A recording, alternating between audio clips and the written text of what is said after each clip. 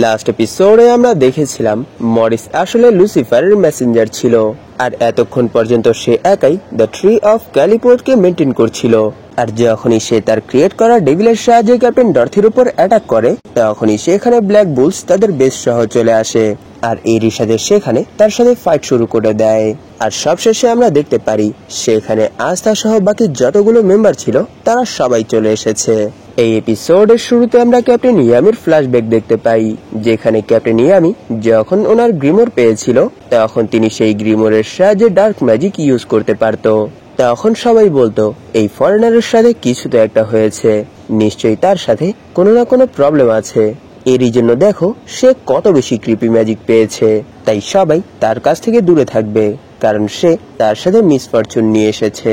কিন্তু একটা পার্সন ছিল যে এরকমটা ভাবতো না, আর সেই পার্সন ছিল জুলিয়াস। তিনি সেই সময় অনেক বেশি খুশি ছিল, আর এরই সাথে ক্যাপ্টেন ইয়ামির কাছে এসে বলে, ডার্ক ম্যাজিক সত্যি এটা তো অনেক বেশি অ্যামেজিং, আমি প্রথমবার এরকম কিছু দেখেছি, তাই প্লিজ তুমি আমাকে তোমার ম্যাজিক ইউজ করে দেখাও। এরপর ক্যাপ্টেন ইয়ামির আরো কিছু পার্সনের সাথে দেখা হয়, যেখানে ন্যাজ বলে, তুমি নিজেকে সবার সামনে খারাপ পার্সন হিসেবে শো করছো, কিন্তু আমার তোমাকে দেখে একটুও ভয় লাগছে না। আর যখন ওনার মর্গানের সাথে দেখা হয় তখন সে বলে, নাইস টু মিট ইউ, আমার নাম মর্গান, তাহলে চলো আমরা একসাথে হার্ড ওয়ার্ক করি। আর প্রথমবার যখন ক্যাপ্টেন জ্যাকের সাথে দেখা হয় তখন তিনি বলে, নিশ্চয়ই তুমি সেই পার্সন যে ডার্ক ম্যাজিক ইউজ করে, কিন্তু কোনো সমস্যা নেই, আমি তোমার সাথে কখনোই হারবো না। আর সেই সময় এই গোল্ডিগার বলে, এতে কোনো কিছুই ম্যাটার করে না যে তুমি কি জিনিস, আমি আশা করছি তুমি আমার জন্য ইউজফুল হবে। আর সেখানে ক্যাপ্টেন নজেল বলে, you got some nerve for foreigner. আর ক্যাপ্টেন ভার্মিলিয়ান বলে, তোমাকে দেখে মনে হয় না যে তুমি কোনো অর্ডিনারি পার্সন। আর যখন প্রথমবার ওনার ক্যাপ্টেন মারিওলোনার সাথে দেখা হয় তখন তিনি হাসতে হাসতে বলে, তুমি এখানে আমায় তোমাকে একটু মারতে দাও। আর সেখানে ক্যাপ্টেন শার্লেট বলে, তোমার ফাইটিং স্টাইল অনেক বেশি নোংরা, যেরকমটা আমি একটা পুরুষের কাছে আশা করেছিলাম। আর যখন ক্যাপ্টেন উইলিয়ামের সাথে দেখা হয় তখন তিনি বলে, তোমার সাথে দেখা হয়ে অনেক ভালো লাগলো, তাহলে চলো আমরা একসাথে এই কিংডমকে প্রোটেক্ট করি। আর একদিন তিনি মর্গানের সাথে কথা বলছিল, যেখানে তিনি বলে, এই জিনিসটা আমার অনেক ভালো লাগে যে এখানে আমাদের ভিন্ন ভিন্ন ম্যাজিক ইউজারের সাথে প্রতিদিন দেখা হয়। আমার ম্যাজিককে সব সময় সবাই ক্রিপি বলতো, কিন্তু তাদের ম্যাজিক দেখার পর আমার মনে হয় আমার ম্যাজিক তাদের তুলনায় অনেক বেশি কিউট। এইসব শুনে মর্গান বলে, সব থেকে বেশি ডেঞ্জারাস ম্যাজিকও অনেক ভালো হতে পারে যদি সেই ম্যাজিক ইউজারের চিন্তা ভাবনা ভালো হয়ে থাকে। তুমি যে কোনো ক্যারেক্টারকেই জাজ অনেক ভালোভাবে করতে পারো, আর তোমার কাছে অ্যাবিলিটি আছে ভিন্ন ভিন্ন ম্যাজিক ইউজারকে একত্রিত করার। তাই আমার মনে হয় তুমি ফিউচারে অনেক ভালো ম্যাজিক নাইট হবে, আর তুমি ম্যাজিক নাইটের মধ্যে অনেক ভালোভাবে ফিট হও। এইসব শুনে ক্যাপ্টেন ইয়ামি সেখান থেকে যেতে শুরু করে আর বলে, তোমার মতো পার্সনদেরই অন্যদের লিড করা দরকার। আর এরপরই আমরা দেখতে পারি মর্গানের গ্রেভিয়ার্ড, সেখানে ন্যাচ তার গ্রেভিয়ার্ডের সামনে বসে কাঁদছে।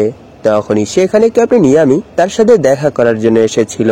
তখনই ওনার মর্গানের সেই কথাটা মনে পড়ে, যেখানে মর্গান বলেছিল এটা অনেক বেশি ফ্রাস্ট্রেটেড, কিন্তু এরপরও আমার এটা মনে হয় যে তুমি আমার ভাইকে আমার থেকেও ভালো বুঝতে পারো। এটা মনে করেই তিনি বলে, আমি একদিন আমার একটা ব্রিগেড তৈরি করব। বেশিরভাগ ডিসেন্ট আর রেসপেক্টেড ফ্লক আগে থেকেই ভরে গেছে, কিন্তু যাদেরকে চুজ করা হয়নি, যারা তাদের রাস্তা থেকে সরে এসেছে, আর যাদের কপাল অনেক খারাপ, আর যারা হেরে গেছে, তারা যদি শেষবারের মতো আর একটা চান্স না পায় তাহলে এটা তাদের সাথে আনফেয়ার হবে। এটা অনেক বেশি এম্বারেসিং হবে যদি তারা তাদের পাওয়ার আর ইউজই না করে। তাই আমি নিজেকে অনেক বেশি স্ট্রং করব, যাতে করে আমি সেই সবগুলো ইডিয়েটকে এক জায়গায় জড়ো করে আশ্রয় দিতে পারি। কিন্তু আমার মনে হয় সেই পার্সন যার আশ্রয়ের অনেক প্রয়োজন ছিল, যাকে আশ্রয় দেওয়া হয়েছিল, সেটা আমিই ছিলাম। এর পরের সিনেই আমরা মরিসকে দেখতে পাই, সে বলছে, ডার্ক ম্যাজিক সত্যি এটা অনেক বেশি ওয়ান্ডারফুল ম্যাজিক। এটা এরকম একটা ম্যাজিক যেটা আগে থেকেই আন্ডারওয়ার্ল্ডের সাথে ইমিউন, আর এই ম্যাজিক ওয়ার্ল্ড ট্রিকে আরো অনেক বেশি ডার্ক করে দেয়, আর এরই সাহায্যে আমরা আন্ডারওয়ার্ল্ডকে এই ওয়ার্ল্ডের সাথে কানেক্ট করতে পারবো। তুমি সেই পার্সন যাকে চুজ করা হয়েছে যে এই ওয়ার্ল্ডের মধ্যে ডার্কনেস আর ডেথকে নিয়ে আসবে। তখনই সিন প্রেজেন্টে চলে আসে, যেখানে ক্যাপ্টেন ইয়ামির জ্ঞান ফিরে এসেছে, আর এরই সাথে উনি ওনার সামনেই ব্ল্যাক বুলসের বেস দেখতে পায়। আর এরই সাথে আমরা জানতে পারি তারা এখানে মরিসকে হারিয়ে দিয়েছে। এইসব দেখে ক্যাপ্টেন ইয়ামি সেখানে হাসতে শুরু করে আর বলে, তোমরা কি সত্যি আমাকে এত বেশি পছন্দ করো? এটা শুনে সেখানে সবাই চিল্লাতে চিল্লাতে বলে, হ্যাঁ, আমরা আপনাকে অনেক বেশি পছন্দ করি। এটা শুনে ক্যাপ্টেন ইয়ামি এক ইসমাইলের সাথে বলে, so do I U idiots. তখনই আমরা দেখতে পাই ন্যাচ উপরে বসে এই সব কিছু দেখছিল, আর এরই সাথে সে বলে, really you all bunch of lunatics, I give you that. তখনই আমরা দেখতে পারি আন্ডারওয়ার্ল্ডের সেকেন্ড গেট ওপেন হচ্ছে, আর বাহিরে এখনো সেই এনশিয়েন্ট ডিমনের সাথে ক্যাপ্টেন মারিওলোনা ফাইট করছে। আর এই জিনিসটা দেখে সেখানে সবাই অনেক বেশি শক হয়ে বলছিল, আমাদের এই জিনিসটা বিশ্বাসই হচ্ছে না যে সে একটা ম্যাজিক নাইট, যে এখানে একটা এনশিয়েন্ট ডিমনকেও ওভার পাওয়ার করছে। তখন সেখানে ক্যাপ্টেন মারিওলোনা ভাবছিল, আমি এখানে যতবার ইনকার্নেশন অফ হেলফায়ার ইউজ করছি ততবারই আমার ম্যাজিক পাওয়ার আগের থেকে বেড়ে যাচ্ছে। এইসব ভেবেই তিনি সেখানে লাস্ট আর ফাইনাল অ্যাটাক সেই ডিমনের উপর করে, আর এই অ্যাটাকের সাথেই সেই ডিমনের মাথা পুরোপুরি জ্বলে শেষ হয়ে যায়। আর এই অ্যাটাকের সাথেই ফাইনালি এই ডিমন এখানেই শেষ হয়ে যায়। তখনই ক্যাপ্টেন মারিওলোনা নিচে এসে বলে, তাহলে চলো এখন বাকি যেই এনিমিগুলো আছে তাদেরকেও শেষ করা যাক। তখনই সেখানে ল্যাংরেস, প্যাট্রি আর বাকিরা ক্যাপ্টেন উইলিয়ামকে বাঁচানোর জন্য চলে আসে, আর সেখানে ব্ল্যাক বুলস ক্যাপ্টেন ইয়ামিকে বাঁচানোর জন্য আসে। তখনই আমরা মরিসকে দেখতে পাই, তাকে মেরে পাশে ফেলে রাখা হয়েছে। তখনই তার কপালে যেই মুখটা ছিল সেই মুখের সাহায্যে লুসিফার বলে, তোমার এই হার্ড ওয়ার্কের জন্য ধন্যবাদ হিউম্যান। এটা বলার সাথে সাথেই আমরা দেখতে পারি আন্ডারওয়ার্ল্ডের সেকেন্ড গেট ওপেন হয়ে গেছে, আর এরই সাথে সে বলে, এখন আন্ডারওয়ার্ল্ডের বাকি গেট আরো অনেক দ্রুত ওপেন হবে, কারণ আমি এখানে উইলিয়াম আর ইয়ামির লাইফ ফোর্স একেবারে চুষে নিয়েছি। এরই জন্য আমি এখন লোয়ার লেভেল ডেভিলসদের সাথে ইন্টারফেয়ার করতে পারবো কোনো প্রবলেম ছাড়াই। তখনই আমরা দেখতে পারি লুসিফার এখন এখানের যতগুলো ডেভিল আছে যারা ফার্স্ট আর সেকেন্ড গেট থেকে বের হচ্ছে তাদের সবাইকে কন্ট্রোল করতে পারছে, আর সেখানে যতগুলো লোয়ার লেভেল ডেভিল ছিল তারা সবাই একত্রে মার্জ হচ্ছে, আর তারা ক্যাপ্টেন ইয়ামি আর ক্যাপ্টেন উইলিয়ামকে তাদের কোর বানিয়ে ফেলেছে। তখনই বাহির থেকে ক্যাপ্টেন মারিওলোনা আর বাকি ম্যাজিক নাইটরা এই জিনিসটা দেখতে পারে যে সেই গেটের ভেতর থেকে আরো অনেকগুলো ডেভিল বের হচ্ছে, আর এরই সাথে আমরা জানতে পারি সেখানে লুসিফার নিজেকে ম্যানিফেস্ট করছিল, আর সেখানে তার প্রেজেন্স অনেক বেশি টেরিফাইং ছিল, কারণ সেই এই আন্ডারওয়ার্ল্ডের সব থেকে বেশি স্ট্রং ডেভিল। তাই যদি সে কোনোভাবে এই ওয়ার্ল্ডে চলে আসে তাহলে এই পুরো ওয়ার্ল্ড ডিস্ট্রয় হয়ে যাবে। এটা দেখে ব্ল্যাক বুলসের সবাই সেখানে তাদের ম্যাজিক ইউজ করে। সেখানে ভ্যানেসা তার faith manipulation ultimate evasion use করে, আর চার্মি ইউজ করে ম্যাজিক পাওয়ার রিকভারি। সেখানে ঘোষ ইউজ করে গ্রে মাল্টিফিকেশন, আর গ্রে ইউজ করে ম্যাটেরিয়াল মেটামরফোসিস, আর সেখানে গটান ইউজ করে কার্স ড্ওয়ার্ফ ম্যাজিক পাওয়ার অ্যাবজর্পশন। তখন তারা সবাই তাদের পাওয়ার কম্বাইন করে বলে, এই জিনিসটা ম্যাটার করে না যে তুমি কি আন্ডারওয়ার্ল্ডের সব থেকে বেশি স্ট্রংগেস্ট ডেভিল নাকি অন্য কেউ, তাই get the hell out of here. এটা বলেই তারা তাদের পাওয়ারের সাহায্যে তৈরি করে super size giant black bulls, আর এরই সাথে তারা সেখানে পাঞ্চ করে যেখানে লুসিফার নিজেকে ম্যানিফেস্ট করছে, আর এরই সাথে তারা এই জিনিসটা সেন্স করে ফেলে যে এই সময় কোথায় ক্যাপ্টেন ইয়ামি আর ক্যাপ্টেন উইলিয়াম আছে। তখনই তারা তাদের বেস সেই প্লেসে ঢুকিয়ে দেয় যাতে করে তারা ক্যাপ্টেন ইয়ামি আর ক্যাপ্টেন উইলিয়ামকে সেখান থেকে বের করতে পারে। এইসব দেখে ন্যাজ ভাবছিল নিশ্চয়ই এখানে Lucifer coffin of the dark অ্যাডভার্সারিস এর সাথেই নিজেকে ম্যানিফেস্ট করছে, এরই জন্য ইয়ামি আর উইলিয়াম এই সময় তার পোষণের কোর হিসেবে কাজ করছে, কিন্তু এখনো লুসিফার নিজেকে ম্যানিফেস্ট করতে পারেনি। তাই যদি এখন তারা ইয়ামি আর উইলিয়ামকে কোনোভাবে এখান থেকে বের করতে পারে তাহলে এখানে লুসিফারের ম্যানিফেস্টেশন বন্ধ হয়ে যাবে।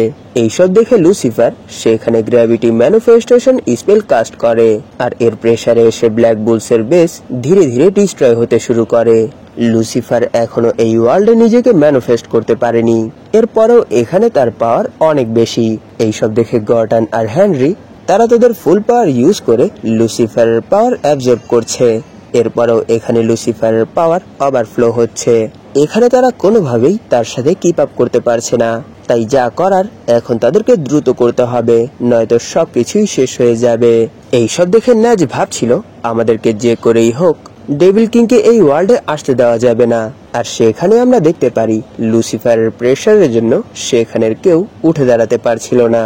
তখনই সেখানে সেই ডিমনের লেজ সাধারণ মানুষদের উপর এসে পড়ছিল, কিন্তু এর আগেই তাদেরকে বাঁচানোর জন্য সেখানে ক্যাপ্টেন মারিওলোনা আর ক্যাপ্টেন ভার্মিলিয়ান চলে আসে।